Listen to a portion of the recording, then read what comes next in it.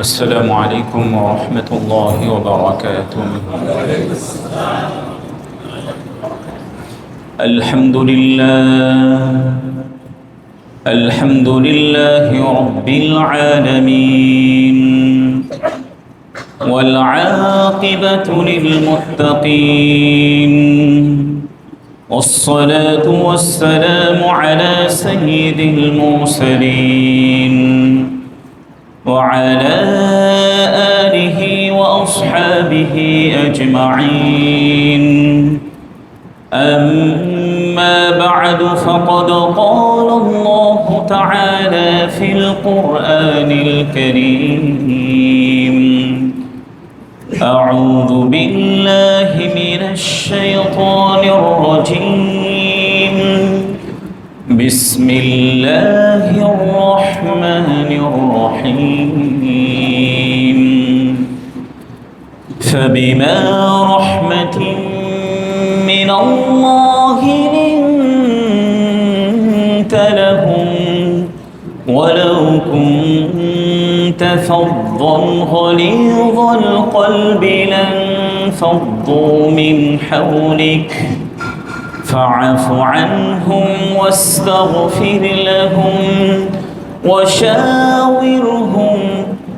وشاورهم في الأمر، فإذا عزمت فتوكل على الله، إن الله يحب المتوكلين. وقال رسول الله صلى الله عليه وسلم: يا عبادي إني حرمت الظلم على نفسي وجعلته بينكم محرما فلا تظالمون. وقال الله تعالى في شان حبيبه: إن الله وملائكته يصلون على النبي، يا أيها الذين آمنوا صلوا عليه وسلموا تسليما. اللهم صل على محمد وعلى آل محمد، كما صليت على إبراهيم وعلى آل إبراهيم إنك حميد مجيد. اللهم بارك على محمد وعلى آل محمد، كما باركت على إبراهيم وعلى آل إبراهيم إنك حميد مجيد। আলহামদুলিল্লাহ, শুরুতেই সেই মহান আল্লাহ তাআলার কৃতজ্ঞতা জ্ঞাপন করছি, শুকরিয়া প্রকাশ করছি যে মহান আল্লাহ তাআলা আমাকে আজকের এই জুমার দিনে কোরআনুল কারীমের কতিপয় আয়াত এবং প্রিয় নবীজি সাল্লাল্লাহু আলাইহি ওয়াসাল্লামের কিছু হাদিস আপনাদের সম্মুখে আলোচনা করার জন্য আমাকে এখানে উপস্থিত করেছেন। এই জন্য আল্লাহ তাআলার শুকরিয়া আদায় করি, আলহামদুলিল্লাহ। দরুদ ও সালাম পেশ করছি আমাদের সকলেরই প্রিয় নবী মুহাম্মদুর রাসূলুল্লাহ সাল্লাল্লাহু আলাইহি ওয়াসাল্লামের প্রতি। সুস্থতা কামনা করছি যারা অসুস্থ থাকা সত্ত্বেও মসজিদে এসেছেন, আল্লাহ রাব্বুল আলামিন যেন সকলকে পরিপূর্ণ সুস্থতা দান করেন। মাগফিরাত কামনা করছি আমাদের শ্রদ্ধাভাজন মা বাবাদের মধ্য থেকে এবং আমাদের প্রিয় শিক্ষকদের মধ্য থেকে যারা আল্লাহ তাআলার সান্নিধ্যে চলে গেছেন। আল্লাহ রাব্বুল আলামিন যেন সকলকে জান্নাতের সর্বোচ্চ মর্যাদা দান করেন। পরম শ্রদ্ধাভাজন মুরব্বীবৃন্দ এবং প্রিয় যুবক ভাইয়েরা, শুরুতেই আমি সূরাত আলে ইমরানের 259 নম্বর আয়াত তিলাওয়াত করেছি। রাসূলুল্লাহ সাল্লাল্লাহু আলাইহি ওয়াসাল্লামের অসংখ্য হাদিসগুলোর মধ্য থেকে সহিহ মুসলিমের 2577 নম্বর হাদিস পাঠ করেছি। আজকে পহেলা মে, আন্তর্জাতিক শ্রমিক দিবস। 1886 সালের এই দিনে আমেরিকায় শ্রমিকদের তারা নিজেদের অধিকার আদায়ের লক্ষ্যে আন্দোলন করেছিলেন এবং বিক্ষোভ সমাবেশ করেছিলেন। এই দিনে আমেরিকার পুলিশরা শ্রমিকদের অধিকার আদায়ের লক্ষ্যে যে আন্দোলন করা হয়েছিল, ওই আন্দোলনে শ্রমিকদের উপরে গুলি বর্ষণ করা হয়েছিল। এতে বেশ কয়েকজন শ্রমিক নিহত হন এবং অনেক শ্রমিকরা হতাহত হন। শ্রমিকদের যে এই আন্দোলন, এটি মূলত অনেকগুলি কারণে হয়েছিল। এর মধ্য থেকে শ্রমিকদের কাজের ঘন্টা যেন কমিয়ে দেওয়া হয়, পাশাপাশি শ্রমিকদের যে প্রাপ্যটা আছে, এই প্রাপ্যটা যেন যথাযথভাবে তাদেরকে যথাসময়ে পৌঁছে দেওয়া হয়। এই জন্য আমরা যেহেতু পূর্ব থেকেই পশ্চিমাদেরকে অন্ধভাবে অনুসরণ করে থাকি, তাই সেখান থেকেই এই শ্রমিক দিবসের উৎপত্তি হয়েছে। অথচ দেখুন, 1500 বছর পূর্বে মানবতার আলোকবর্তিকা হিসাবে আগমন করেছিলেন কে? আমাদের প্রিয় নবী মুহাম্মদুর রাসূলুল্লাহ সাল্লাল্লাহু আলাইহি ওয়াসাল্লাম। তিনি শ্রমিকদেরকে এত রেসপেক্ট দিয়েছেন, এত সম্মান দিয়েছেন, এত মর্যাদা দিয়েছেন, যে বিষয়গুলি হাদিসের বিভিন্ন কিতাবের মধ্যে উল্লেখিত হয়েছে। আলহামদুলিল্লাহ, আমরা এমন একটি ধর্ম পেয়েছি যে ধর্মের মধ্যে মাজলুমদের অধিকারের ব্যাপারে কথা বলা হয়েছে। আমরা এমন একটি ধর্ম পেয়েছি যে ধর্মের মধ্যে নারীদের অধিকারের কথা বলা হয়েছে। আমরা এমন একটি দিন পেয়েছি যে দিনের মধ্যে শ্রমিকদের মর্যাদা এবং তাদের যে প্রাপ্যটা আছে এই বিষয়ে আলোচনা করা হয়েছে। এই জন্য আমরা যে মাঝে মাঝে বলি, রাদিতু বিল্লাহি রাব্বা ওয়া বিল ইসলামি দীনা ওয়া বি মুহাম্মাদিন সাল্লাল্লাহু আলাইহি ওয়াসাল্লাম নবিয়্যান ওয়া রাসূলা। আমরা রব হিসাবে আল্লাহকে পেয়ে সন্তুষ্ট এবং দিন হিসাবে ইসলামকে পেয়ে আমরা সন্তুষ্ট এবং নবী হিসাবে মুহাম্মদুর রাসূলুল্লাহ সাল্লাল্লাহু আলাইহি ওয়াসাল্লামকে পেয়ে আমরা সন্তুষ্ট। আমরা যারা এখানে উপস্থিত আছে, আমরা ইসলামকে পেয়ে খুশি না বেজার? খুশি। এই খুশিটা শুধু উচ্চারণের দিক থেকেই যেন না হয়, বরং অন্তর থেকেই যেন আমাদের এই খুশিটা প্রকাশিত হয়ে থাকে। প্রিয় ভাইয়েরা, দেখুন, আল্লাহ তাআলা এই দুনিয়াটাকে মূলত পরীক্ষার মাঠ হিসাবে বানিয়েছেন। এই পৃথিবীতে আল্লাহ তাআলা কাউকে ধনী বানিয়েছেন, কাউকে শ্রমিক বানিয়েছেন, কাউকে নেতা বানিয়েছেন। ঠিক তদ্রূপ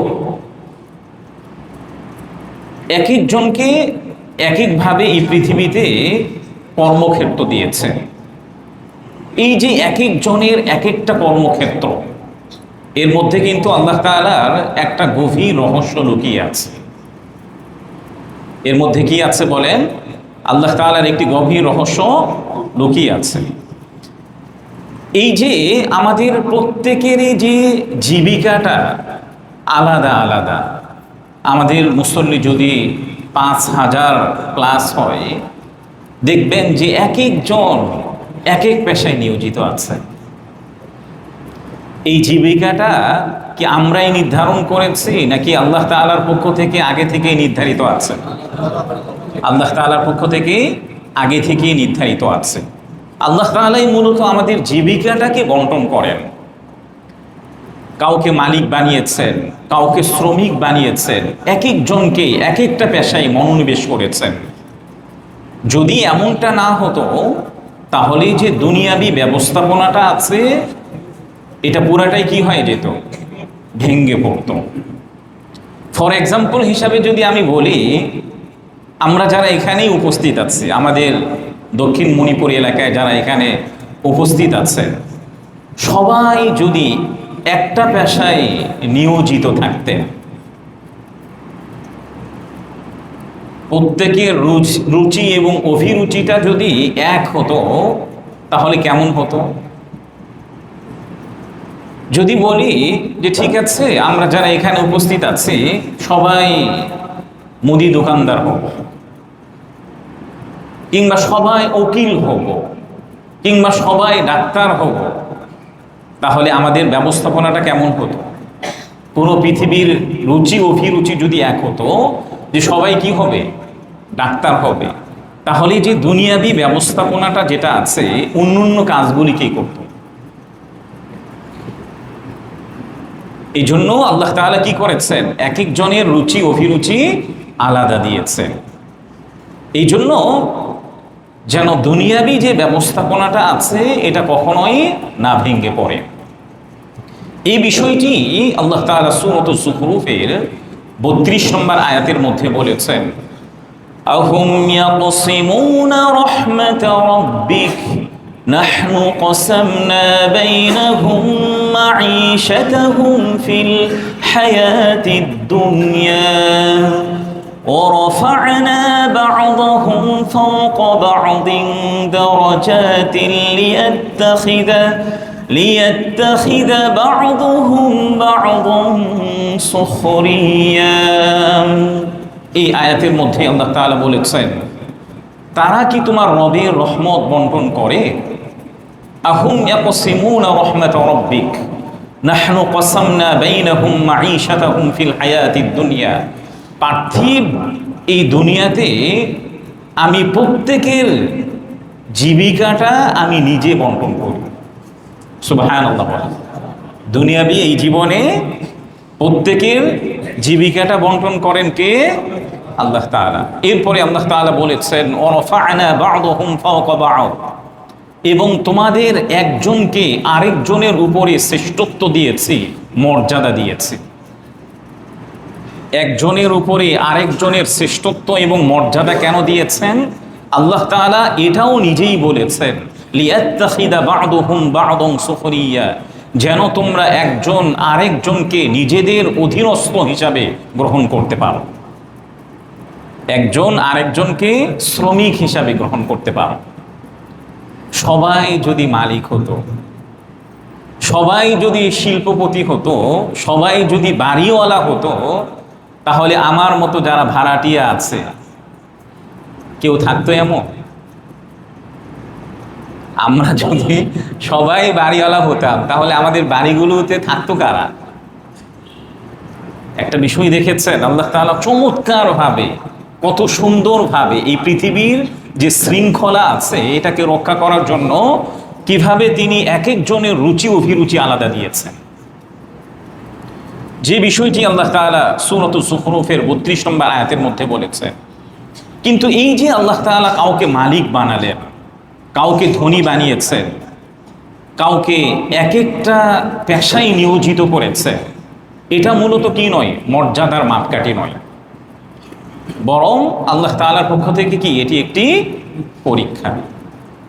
আল্লাহ তাআলা সূরাতুল আনআমের ১৬৫ নম্বর আয়াতের মধ্যেও ওই বিষয়টি বলেছেন, ওহুয়াল্লাযী জাআলাকুম খলাইফাল আরদি ওয়া রাফা'a বা'দাকুম ফাওকা বা'দিন দারাজাতিন লিয়াবলুয়াকুম ফীমা আতাকুম।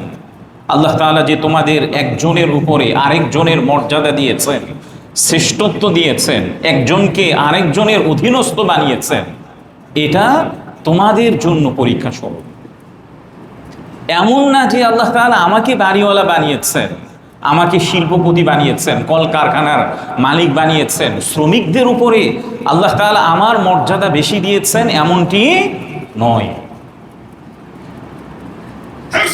দেখেন প্রিয় ভাইয়েরা, এই দুনিয়াতে এবং আখেরাতে সফল যদি আপনি হতে চান, তাহলে আপনাকে অবশ্যই পরিশ্রম করতে হবে। আখেরাতে সফল হতে হলে আল্লাহ তাআলার যে সকল বিধিবিধানগুলি আছে, রাসূলুল্লাহ সাল্লাল্লাহু আলাইহি ওয়াসাল্লামের যে সুন্নাহগুলি আছে, এগুলি আদায় করতে গেলে একটু কষ্ট হয় না? এটাও কি একটা পরিশ্রম? এটা কেন আমরা করি? যেন আমি আমার মারা যাওয়ার পরে প্রকৃত যে সফলতা আছে, জান্নাত পাওয়া, এটি যেন আমি ভালোভাবে পেয়ে যাই। দুনিয়াতে সফল হতে গেলে আপনাকে অবশ্যই পরিশ্রম করতে হবে। পরিশ্রমের বিকল্প কোনো কিছু নেই। সফলতা আপনি দ্রুত পাবেন, অল্প সময়ে পাবেন, এমন কোনো ফর্মুলা এই পৃথিবীতে নাই। সফল হতে গেলে আপনাকে অবশ্যই কি করতে হবে? কঠিন থেকে কঠিন পরিশ্রম করতে হবে। প্রিয় নবীজি সাল্লাল্লাহু আলাইহি ওয়াসাল্লাম, এই যে কোনো একজন ব্যক্তি যদি নিজের হাতে উপার্জন করে ওই অর্থ দিয়ে খাবার খায়, প্রিয় নবীজি সাল্লাল্লাহু আলাইহি ওয়াসাল্লাম বলেছেন, এমন খাদ্যের চেয়ে উত্তম কোনো আর খাদ্য হতে পারে না। সুবহানাল্লাহ। সহিহ বুখারীর 2072 নম্বর হাদিসের মধ্যে উল্লেখ করা হয়েছে, আনিল মিকদাম রাদিয়াল্লাহু তাআলা আনহু আন রাসূলিল্লাহি সাল্লাল্লাহু আলাইহি ওয়াসাল্লাম, মা আকালা আহাদু طعاما قط خيرا من أن يأكل من عمل يديه وإن نبي الله داود عليه الصلاة والسلام كان يأكل من عمل يديه। হযরত মিকদাম রাদিয়াল্লাহু তাআলা আনহু থেকে বর্ণিত, প্রিয় নবীজি সাল্লাল্লাহু আলাইহি ওয়াসাল্লাম বলেছেন, নিজ হাতে উপার্জিত খাদ্যের চেয়ে উত্তম খাদ্য কখনোই কোনো ব্যক্তি খায় না। আল্লাহর নবী হযরত দাউদ আলাইহিস সালাতু ওয়াস সালাম নিজে পরিশ্রম করে উপার্জন করতেন। হযরত দাউদ আলাইহিস সালাতু ওয়াস সালামের ব্যাপারে বর্ণিত হয়েছে, তিনি নিজ হাতে বর্ম বানাতেন, এগুলি বাজারে বিক্রি করতেন এবং এখান থেকে যে অর্থটি আসতো সেখান থেকে তিনি নিজের খাবার খেতেন। এই হাদিসের মধ্যে প্রিয় নবীজি একেবারেই স্পষ্টভাবে বলেছেন, নিজের হাতে কষ্ট করে যে উপার্জনটি করা হয়, এরপরে ওই উপার্জনের মাধ্যমে যে খাবারটি খাওয়া হয়, এর থেকে উত্তম খাদ্য আর কোনোটি হতে পারে না। এই জন্য আমরা যারা শ্রমজীবী আছি, যারা শ্রমিক আছে, তাদের মনক্ষুণ্ণ হওয়ার কোনো কারণ আছে? আমরা যারা শ্রমিক আছি, আমাদের মনক্ষুণ্ণ হওয়ার কি নাই? কোনো কারণ নাই। আমরা যারা শ্রমিক আছি, আমরা প্রত্যেকেই এক একজন সুপার হিরো। প্রত্যেকেই কি এক একজন সুপার হিরো, যেটি প্রিয় নবীজি সাল্লাল্লাহু আলাইহি ওয়াসাল্লাম হাদিসের মধ্যে বলেছেন। এই জন্য দেখুন, ইসলাম শুধু নামাজ রোজার মধ্যেই আমাদেরকে সীমাবদ্ধ থাকতে বলেননি। ইসলাম শুধু আমাদেরকে নামাজ রোজা কিংবা অন্যান্য ইবাদত বন্দেগীর মধ্যেই সীমাবদ্ধ থাকতে বলেন নাই, বরং নামাজ শেষ হওয়ার সঙ্গে সঙ্গে রিজিক অন্বেষণের জন্য আল্লাহ রাব্বুল আলামিন কোরআনুল কারীমের মধ্যে বলেছেন। যে বিষয়টি সূরাতুল জুমআর 10 নম্বর আয়াতের মধ্যে আল্লাহ তাআলা বলেছেন, فَإِذَا قُضِيَتِ الصَّلَاةُ فَانتَشِرُوا فِي الْأَرْضِ وَابْتَغُوا مِنْ فَضْلِ اللَّهِ। এই আয়াতের মধ্যে আল্লাহ তাআলা বলেছেন, যখন নামাজ শেষ হয়ে যাবে তখন তোমরা আল্লাহ তাআলার অনুগ্রহ অর্থাৎ রিজিক অন্বেষণের জন্য তোমরা বেরিয়ে পড়ো। রিজিক অন্বেষণের জন্য বের হওয়ার জন্য নির্দেশনা দিচ্ছেন কে? আল্লাহ রাব্বুল আলামিন। তাহলে যে হালাল রিজিক উপার্জনের নির্দেশনা আল্লাহ তাআলা দিচ্ছেন এবং প্রিয় নবীজি সাল্লাল্লাহু আলাইহি ওয়াসাল্লাম বিভিন্ন হাদিসের মধ্যে উৎসাহিত করেছেন।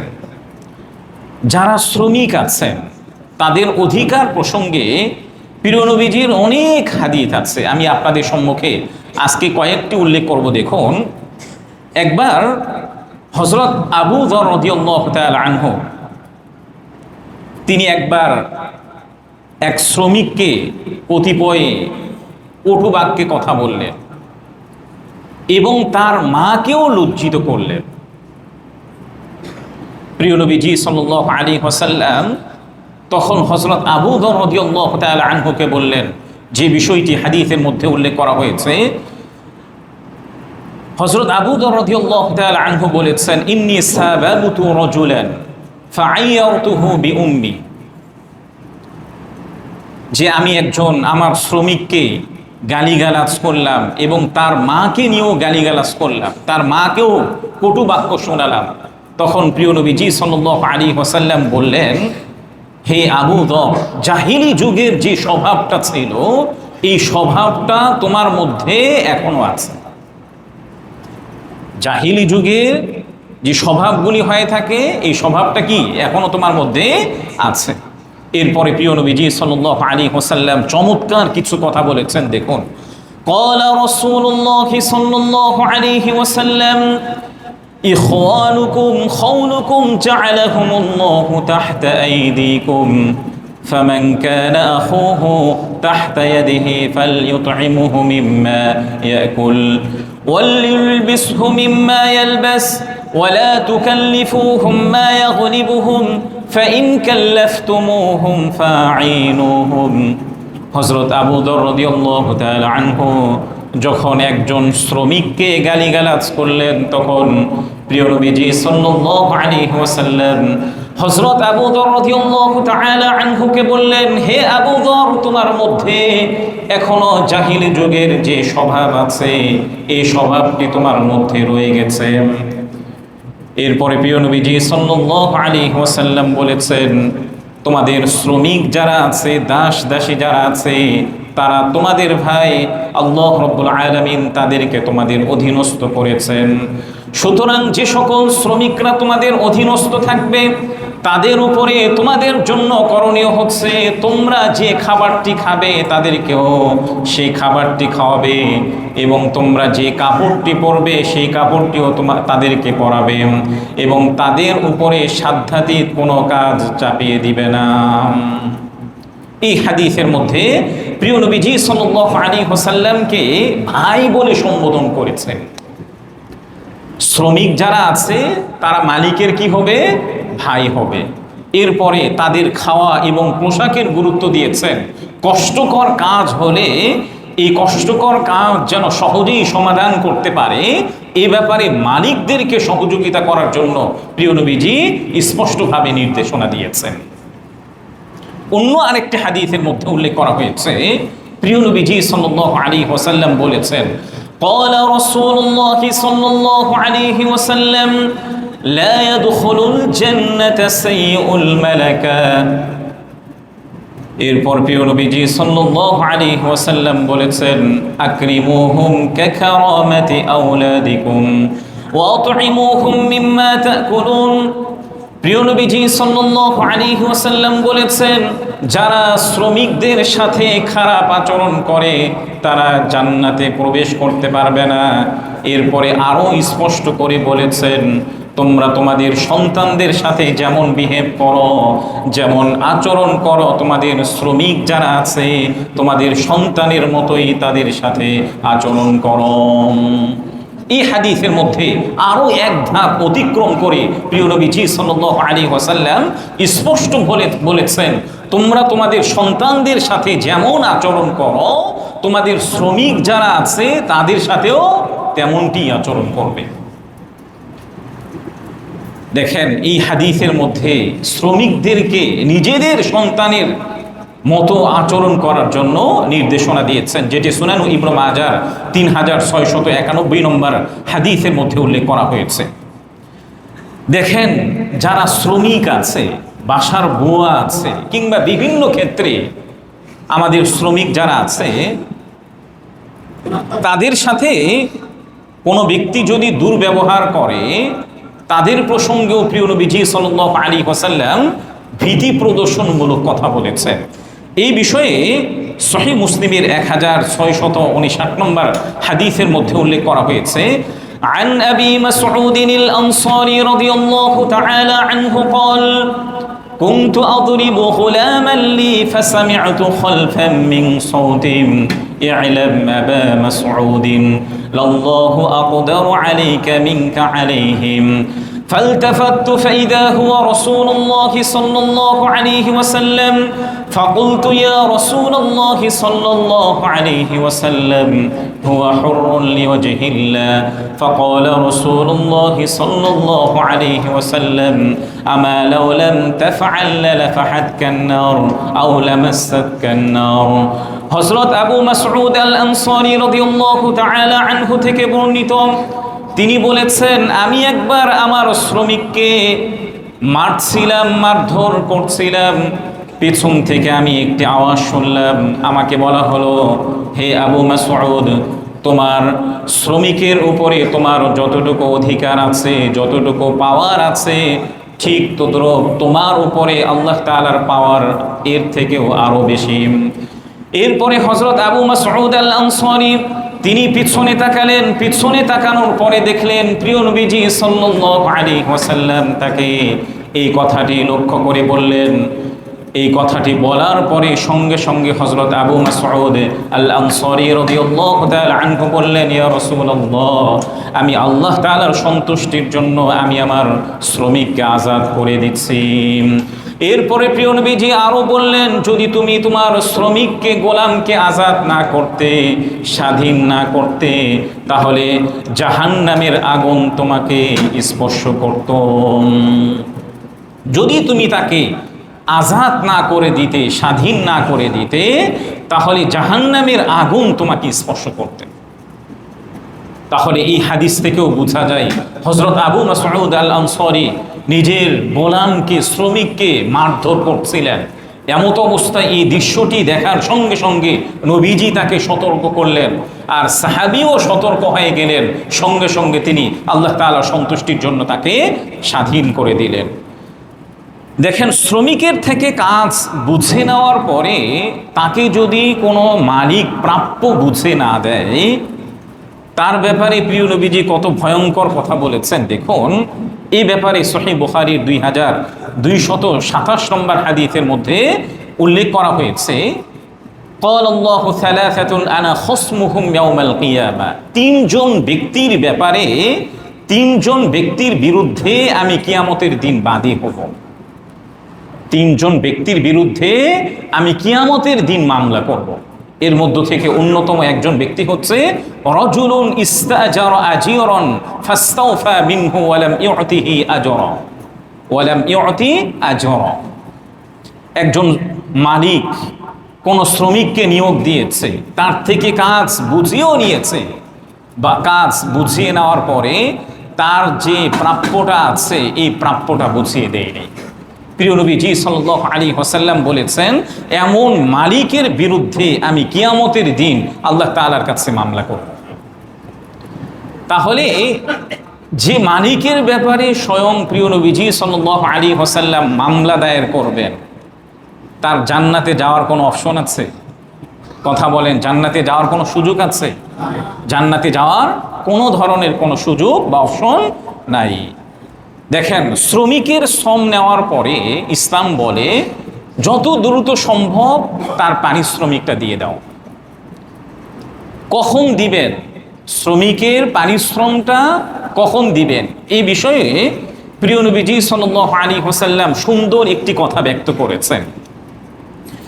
যে হাদিসটি সুনানু ইবনু মাজার 2443 নম্বর হাদিসের মধ্যে উল্লেখ করা হয়েছে, প্রিয় নবীজি সাল্লাল্লাহু আলাইহি ওয়াসাল্লাম বলেছেন, আ'তুল আজীর আজরাহু ক্বাবলা আন ইয়াজিফা আরাকু।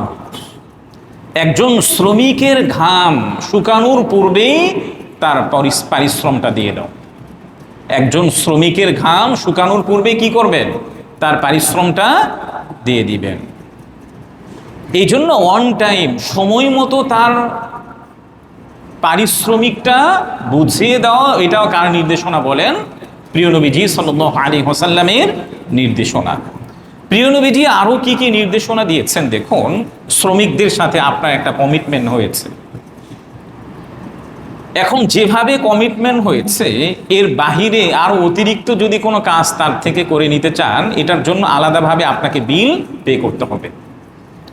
এই বিষয়ে আল্লাহ রাব্বুল আলামিন সূরাতুল মাঈদার 1 নম্বর আয়াতের মধ্যে বলেছেন, ইয়া আইয়ুহাল্লাযীনা আমানু আউফু বিল উকুদ। হে মুমিনগণ, যেভাবে তোমরা অঙ্গীকার করেছ, কমিটমেন্ট দিয়েছ, এই কমিটমেন্টটাকে সেভাবেই তোমরা পূরণ করবে। একজন শ্রমিককে একটা কাজের জন্য আনলাম, আরেকটা কাজ তাকে করালাম, এই জন্য আলাদাভাবে তাকে কি করতে হবে?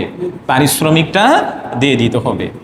দেখেন 1400 বছর পূর্বে আল্লাহ রাব্বুল আলামিন এবং প্রিয় নবীজি সাল্লাল্লাহু আলাইহি ওয়াসাল্লাম শ্রমিকদের অধিকারের প্রসঙ্গে বিভিন্ন ধরনের কথা বলেছেন।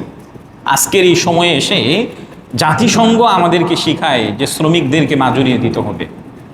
শ্রমিকদেরকে কি করতে হবে? মজুরি দিতে হবে। মানবাধিকার কর্মী যারা আছে তারা কি বলেন? যে শ্রমিকদের যে প্রাপ্যটা আছে, যে স্যালারিটা আছে, এটা কি করতে হবে? দিয়ে দিতে হবে। অথচ প্রিয় নবীজি এবং স্বয়ং আল্লাহ রাব্বুল আলামিন আরও 1400 বছর পূর্বে এই বিষয়ে স্পষ্ট নির্দেশনা দিয়েছেন। শ্রমিকদের সাথে আমাদের আচরণটা কেমন হবে, আমাদের বিহেভটা কেমন হবে, এই ব্যাপারেও সুনানু আবি দাউদের 5164 নম্বর হাদিসের মধ্যে উল্লেখ করা হয়েছে। হযরত আব্দুল্লাহ ইবনে উমর রাদিয়াল্লাহু তাআলা আনহু থেকে বর্ণিত, তিনি বলেছেন, جاء رجل إلى النبي صلى الله عليه وسلم فقال يا رسول الله كم نعفو عن الخادم فصمت ثم أعاد عليه الكلام فصمت فلما كان في الثالثة قال اعفوا عنه في كل يوم 70 مرة হযরত আব্দুল্লাহ ইবনে উমর রাদিয়াল্লাহু তাআলা আনহু থেকে বর্ণিত একজন সাহাবী প্রিয় নবীজির কাছে এসে জিজ্ঞাসা করলেন, ইয়া রাসূলুল্লাহ, ইয়া হাবিবাল্লাহ, আমি শ্রমিকদেরকে কতবার দিনে মাফ করব? প্রিয় নবীজি সাল্লাল্লাহু আলাইহি ওয়াসাল্লাম চুপ থাকলেন।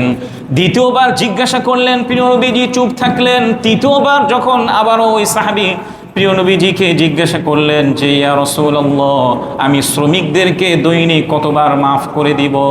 যদি তার ভুল ভ্রান্তি হয়ে থাকে তাহলে দিনে আমি কতবার তাকে মাফ করে দিব? তখন প্রিয় নবীজি সাল্লাল্লাহু আলাইহি ওয়াসাল্লাম ওই সাহাবীকে বলেছেন, যদি শ্রমিকদের দৈনিক 70 বার ভুল হয় তারপরও তুমি তাকে 70 বার মাফ করে দিবে। একজন শ্রমিকের যদি দৈনিক 70 বার ভুল হয় তাহলেও প্রিয় নবীজি তাকে মাফ করার জন্য স্পষ্ট নির্দেশনা দিয়েছেন, যেটি সুনানু আবি দাউদের 5164 নম্বর হাদিসের মধ্যে উল্লেখ করা হয়েছে।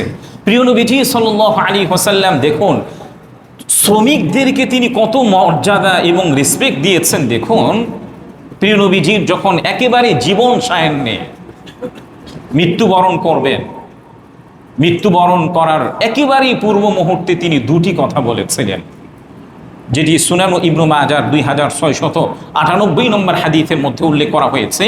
قال كان آخر كلام النبي صلى الله عليه وسلم الصلاة وما ملكت أيمانكم।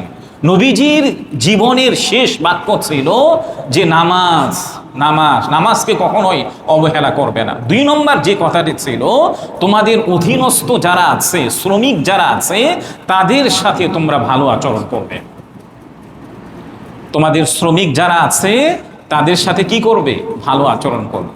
অথচ মৃত্যুর পূর্বে তিনি অনেক কথা বলে যেতে পারতেন, তোমরা নামাজ পড়বে, রোজা রাখবে, যাকাত দিবে, হজ করবে, প্রতিবেশীর সাথে ভালো আচরণ করবে।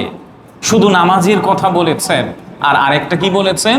তোমাদের শ্রমিক যারা আছে তাদের সাথে কেমন আচরণ করব? ভালো আচরণ করব।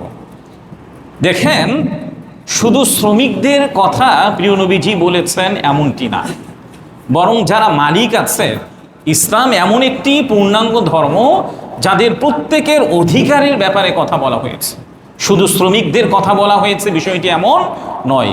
মালিকদের প্রসঙ্গে প্রিয় নবীজি সাল্লাল্লাহু আলাইহি ওয়াসাল্লাম সুনানু আবি দাউদের 5170 নম্বর হাদিসের মধ্যে উল্লেখ করা হয়েছে। প্রিয় নবীজি বলেছেন, ইন্নাল আবদা ইযা নাসাহা লিসাইয়্যিদিহি ওয়া আহসানা ইবাদাতাল্লাহি ফালাহু আজরুহু মাররাতাইন।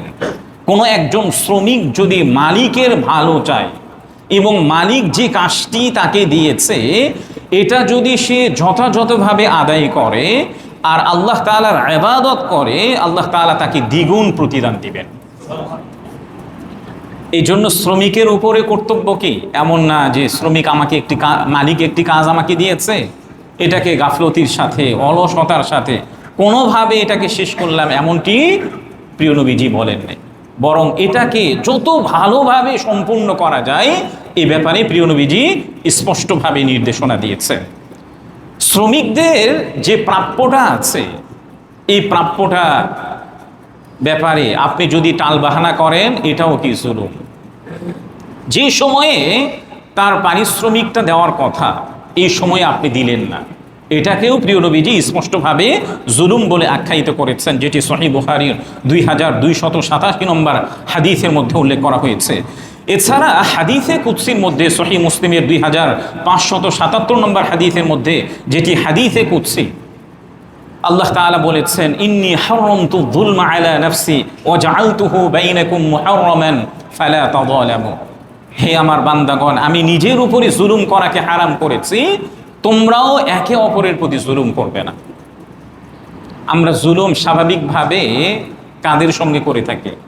আমাদের অধীনস্থ যারা আছে, আমাদের শ্রমিক যারা আছে তাদের সঙ্গেই করে থাকি, কিন্তু আমার উপরস্থ যারা আছে তাদের সাথে তো জুলুম করার কোনো সুযোগই নাই।